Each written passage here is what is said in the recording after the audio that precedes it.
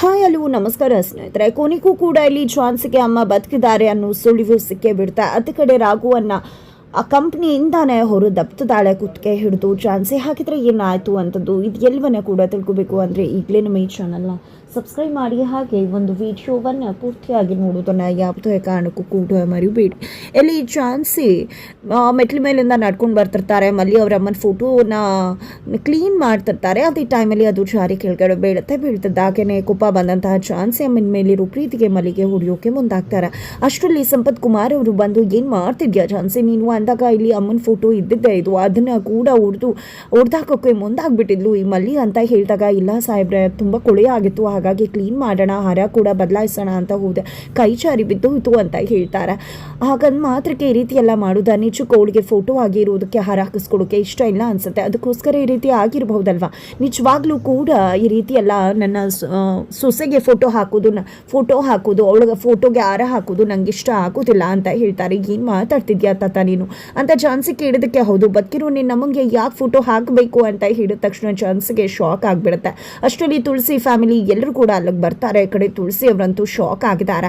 ಈ ಕಡೆ ಚಾನ್ಸಿ ಏನು ಮಾತಾಡ್ತಿದ್ಯಾ ತಾತ, ಹಾಗಿದ್ರೆ ನನ್ನಮ್ಮ ಬದುಕಿದಾರ, ನನ್ನಮ್ಮ ಸತ್ತಿಲ್ವಾ ಅಂತ ಹೇಳಿದಾಗ, ಏನು ಮಾತಾಡ್ತಿದ್ಯಾಪ್ಪ ನೀನು, ಸತ್ತೋಗಿರೋ ಅದಕ್ಕೆ ನಾ ಬದುಕಿದ್ದಾರೆ ಅಂತ ಚಾನ್ಸಿ ಮನಸ್ಸಲ್ಲಿ ಯಾಕೆ ಇಲ್ದಿರೋದನ್ನೆಲ್ಲ ಹೇಳ್ತಿದ್ಯಾ ಅಂತ ತುಳಸಿ ಅವರು ಹೇಳ್ತಿದ್ದಾಗೆ ಅವತ್ತು ತಾತನಿಗೆ ಹೇಳಿದಂಥ ಮಾತು ನೆನಪಾಗ್ತದೆ.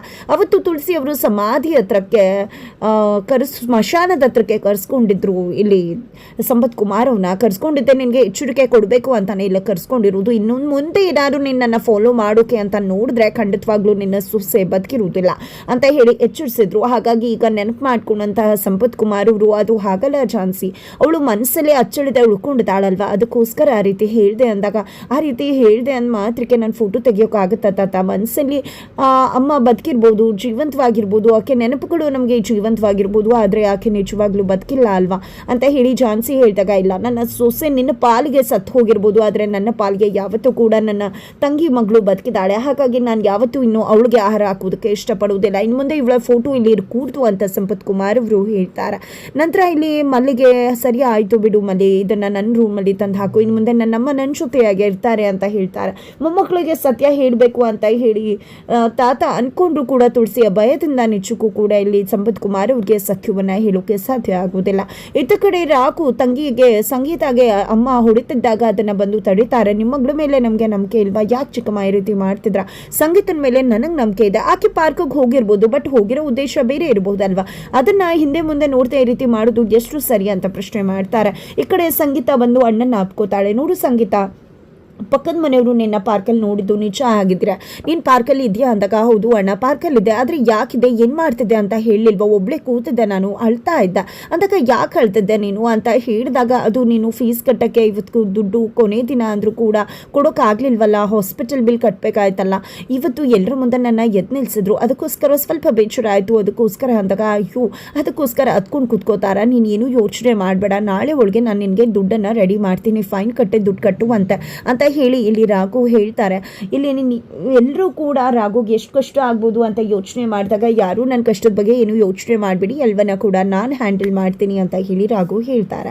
ಕೊನೆಗೂ ಕೂಡ ಇಲ್ಲಿ ಆಫೀಸ್ಗೆ ಝಾನ್ಸಿ ಬಂದಿದ್ದಾಳೆ. ಝಾನ್ಸಿ ಬರ್ತಿದ್ದಾಗೆ ಈ ಕಡೆ ರಾಘುಗೆ ಅವರು ಯಾರ ಹತ್ರ ದುಡ್ಡು ಕೇಳಿದ್ರು ಅವರು ಬಂದು ದುಡ್ಡನ್ನು ಕೊಡೋಕೆ ಅಂತ ಆಫೀಸ್ಗೆ ಬಂದ್ಬಿಟ್ಟಿದ್ದಾರೆ. ಸರ್ ಬೇಜಾರು ಮಾಡ್ಕೋಬೇಡಿ, ನಿಮ್ಮನ್ನು ಆಫೀಸ್ಗೆ ಕರ್ಸ್ಕೊಂಡೆ ಅಂತ, ನನಗೆ ಈಗ ಹೊಸ ಕೆಲಸಕ್ಕೆ ಸೇರಿರೋದ್ರಿಂದ ಟೈಮ್ ಕೂಡ ಕೊಡುವುದಿಲ್ಲ ನಿಮ್ಮ ಹತ್ರ ಬರಲಿಕ್ಕೆ, ಅದಕ್ಕೋಸ್ಕರ ನಿಮ್ಮನ್ನೇ ಕರ್ಸ್ಕೊಂಡೆ ಅಂದಾಗ, ಪರವಾಗಿಲ್ಲ ರಾಘು, ನೀನು ಬಡ್ಡಿ ಕಟ್ಕೊಂಡು ಹೋಗು, ಕರೆಕ್ಟಾಗಿ ಅಸಲು ಬಗ್ಗೆ ಯೋಚನೆ ಮಾಡಿಬಿಡ, ನೀನು ತುಂಬ ಚೆನ್ನಾಗಿ ಬಡ್ಡಿ ಕಟ್ತೀಯ, ನಿನ್ನಂಥವ್ರಿಗೆ ದುಡ್ಡು ಕೊಡೋದ್ರಲ್ಲಿ ನಮ್ಗೆ ಯಾವುದೇ ರೀತಿ ಭಯ ಇಲ್ಲ, ತಗೋ 2 ಲಕ್ಷ ರೂಪಾಯಿ ಅಂತ ಹೇಳಿ ಕೊಡ್ತಾರೆ. ಅದನ್ನು ಯಾರು ತುಳಸಿ ಪರವಾಗಿ ಕೆಲಸ ಮಾಡ್ತಿದ್ದಾರೋ ಆಫೀಸ್ನಲ್ಲಿ, ಚಾನ್ಸಿ ಪಿ ಎ ಅವರು ಅದನ್ನು ಅಬ್ಸರ್ವ್ ಮಾಡ್ತಿದ್ದಾರೆ.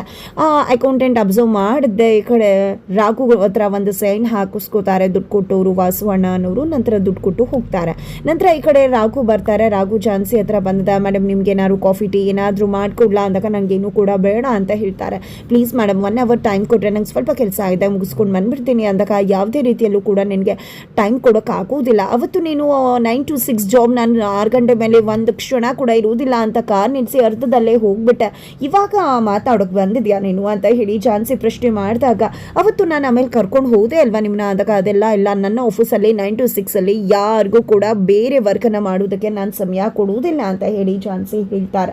ನಂತರ ನಂತರ ರಾಘು ಬೆಚ್ಚನ್ ಮಾಡಿಕೊಂಡು ಬರ್ತಾರೆ. ಈ ಕಡೆ ರಾಯ್ ನನಗೆ ಹೇಳಿದೆ ಅಲ್ವಾ ಸರ್, ಝಾನ್ಸಿ ಮೇಡಮ್ ಟೈಮ್ ಕೊಡಲ್ಲ ಅಂದ, ಆದರೂ ಕೂಡ ಯಾಕೆ ಹೋದ್ರಿ ನೀವು, ಸರಿ ಆಯಿತು ಕೊಡಿ ನಾನೇ ಕೊಟ್ಟು ಬಂದುಬಿಡ್ತೀನಿ ಅಂದಾಗ, ಸರಿ ಆಯಿತು ಒಳ್ಳೆ ಕೆಲಸ ನೀನೇ ಕೊಟ್ಟು ಬಂದುಬಿಡು ಅಂತ ರಾಘು ಹೇಳ್ತಾರೆ. ಅಷ್ಟರಲ್ಲಿ ಝಾನ್ಸಿ ಬಂದು ಕಾನ್ಫರೆನ್ಸ್ ಅರೇಂಜ್ ಮಾಡಿಬಿಡು ರಾಯ್ ಅಂತ ಹೇಳಿ ಹೋಗ್ತಾರೆ. ಏನು ಮಾಡೋದು ಸರ್, ನಾನು ಕೊಡೋಣ ಅಂತ ಅಂದ್ಕೊಂಡ್ರೆ ಹೀಗಾಗೋಯ್ತಲ್ಲ, ಕಾನ್ಫರೆನ್ಸ್ ಯಾವಾಗ ಮುಗಿಯುತ್ತೋ ಏನು ಅಂದಾಗ ನೀನೇನು ಯೋಚನೆ ಮಾಡಬೇಡ ರಾಯ್, ಕಾನ್ಫರೆನ್ಸ್ ಹೋಗಿ ಅರೇಂಜ್ ಮಾಡು, ನಾನು ಏನು ಮಾಡಬೇಕು ಅಂತ ಹೇಳಿ ಯೋಚನೆ ಮಾಡ್ತೀನಿ ಅಂತ ಹೇಳಿ ರಾಘು ಹೇಳಿ ಯೋಚನೆ ಮಾಡ್ತಿರ್ತಾರೆ.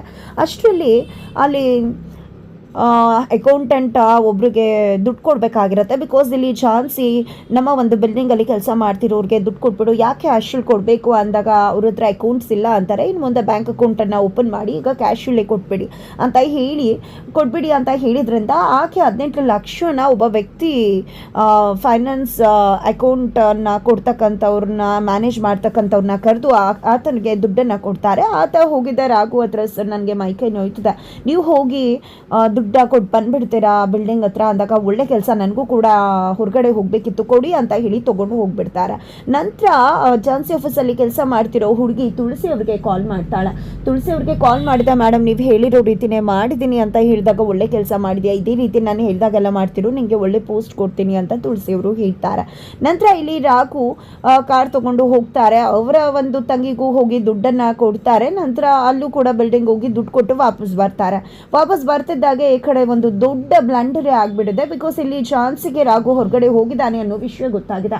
ಯಾಕೆ ಏನು, ಅವ್ನು ಯಾಕೆ ಕೊಟ್ಟು ಕಳಿಸ್ತೆ ದುಡ್ಡನ್ನು ಅಂತ ಹೇಳಿ ಆ ಹುಡುಗಿನ ಪ್ರಶ್ನೆ ಮಾಡ್ತಿದ್ದಾರೆ. ಮೇಡಮ್ ನಾನು ಕೊಟ್ಟಿದ್ದು ಅವ್ರಿಗೆಲ್ಲ, ಮಾಮೂಲಿ ಫೈನಾನ್ಸನ್ನು ಯಾರು ಟ್ರಾನ್ಸ್ಫರ್ ಮಾಡ್ತಾರೋ ಅವ್ರಿಗೆ ಕೊಟ್ಟಿದ್ದು ಅಂದಾಗ ಅವ್ರನ್ನ ಕರೆಸ್ತಾರೆ. ಅವರು ರಾಘುನೇ ಕೇಳಿದ್ದು, ಹಾಗಾಗಿ ನಾನು ಕೊಟ್ಬಿಟ್ಟೆ, ಅವ್ರು ಹೊರಗಡೆ ಹೋಗ್ಬೇಕಿತ್ತಂತೆ ಅಂತ ಸುಳ್ಳು ಹೇಳ್ಬಿಡ್ತಾರೆ.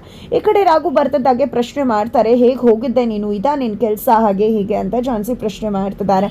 ಸರಿ ಆಯಿತು, ಎಷ್ಟು ದುಡ್ಡು ತೊಗೊಂಡು ಹೋಗಿದ್ದೆ ನೀನು ಅಂದಾಗ 12 ಲಕ್ಷ ರೂಪಾಯಿ ಅಂತ ಹೇಳ್ತಾರೆ. ಇಲ್ಲ ನಾನು ಕೊಟ್ಟಿದ್ದು 20 ಲಕ್ಷ ರೂಪಾಯಿ ಅಂತ ಹುಡುಗಿ ಹೇಳ್ತಿದ್ದಾಳೆ. ಈ ಕಡೆ ರಾಘುಗೆ ಶಾಕ್ ಆಗುತ್ತೆ.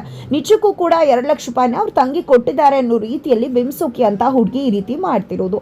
ಈ ಕಡೆ ಝಾನ್ಸಿ ಸಿಟ್ಟು ಬಂದದೆ, ಇಲ್ಲಿ ರಾಘುವನ್ನ ಕುತ್ತಿಗೆ ಹಿಡಿದು ಹೊರಗಡೆ ದಬ್ಬೆ ಬಿಡ್ತಾರೆ.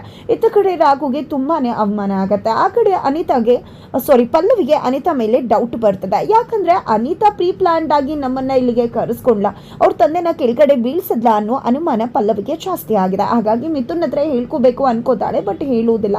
ನಂತರ ಮಿಥುನ್ ಗೋವಾಗೆ ಹೋಗೋಕೆ ಪ್ಲಾನ್ ಮಾಡಿದ್ದಾರೆ. ನಾನು ಬಿಸ್ನೆಸ್ ಅಂತ ಹೋಗ್ತೀನಿ, ನೀನು ಅಮ್ಮನ ಮನೆಗೆ ಹೋಗು, ಅಲ್ಲಿಂದ ಕರ್ಕೊಂಡು ಹೋಗ್ತೀನಿ ಅಂತ ಹೇಳ್ತಾರೆ. ಇದನ್ನ ಎಲ್ಲವನ್ನ ಕೂಡ ಅನಿತಾ ಕೇಳಿಸ್ಕೊಂಡ್ಬಿಡ್ತಾಳೆ. ನನಗೆ ಸುಳ್ಳು ಹೇಳಿ ಮೋಸ ಮಾಡಿ ನೀನು ಹೆಂಡತಿ ಜೊತೆ ಆರಾಮಾಗಿರ್ಬೇಕು ಅಂತ ಗೋವಾ ಟ್ರಿಪ್ ಪ್ಲಾನ್ ಮಾಡಿದ್ಯಾ ಅಣ್ಣ, ನೀನು ನೋಡ್ತಾ ಇರು ಏನು ಮಾಡ್ತೀನಿ ಅಂತ ಹೇಳಿ ಅನಿತಾ ಹೇಳ್ತಿದ್ದಾರೆ. ಹಾಗಿದ್ರೆ ಮುಂದೆನೇ ಆಗುತ್ತೆ ತಿಳ್ಕೊಬೇಕು ಅಂದರೆ ಈಗಲೇ ನಮ್ಮ ಈ ಚಾನಲ್ನ ಸಬ್ಸ್ಕ್ರೈಬ್ ಮಾಡಿ ಮುಂದಿನ ವಿಡಿಯೋಗೋಸ್ಕರ ವೇಟ್ ಮಾಡೋದನ್ನು ಮರಿಬೇಡಿ.